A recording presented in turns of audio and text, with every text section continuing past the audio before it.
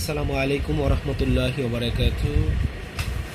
কিছু কথা বলবো আপনাদের সাথে। কথাগুলো হচ্ছে ইসলামী কৌতুক জায়েজ কিনা, বা ইসলামী কৌতুক সাপোর্ট করে কিনা, বা ইসলামের কৌতুক করার বিধিবিধান কি।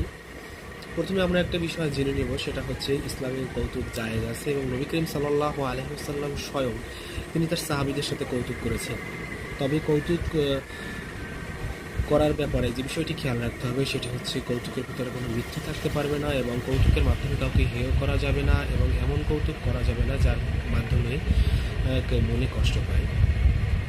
তো এইসব বিষয় খেয়াল রেখে অবশ্যই কৌতুক করা যাবে। যেমন নবী করিম সাল্লাল্লাহু আলাইহি ওয়াসাল্লাম একবার ভরা মজলিসে তার এক সাহাবীকে বলেছিলেন যে, তোমার চোখের ভিতরে কালো জিনিসটা কি, কি দেখা যাচ্ছে তোমার চোখের ভিতরে কালো? তখন নবী করিম সাল্লাল্লাহু আলাইহি ওয়াসাল্লামের সাহাবী হালকা একটু চিন্তিত হলেন এবং বললেন, ইয়া রাসূলুল্লাহ, ইয়া হাবিবাল্লাহ, কি এমন আমার চোখের ভিতরে দেখা যাচ্ছে কালো? এই সাহাবী একটু পেরেশানি হয়ে গেল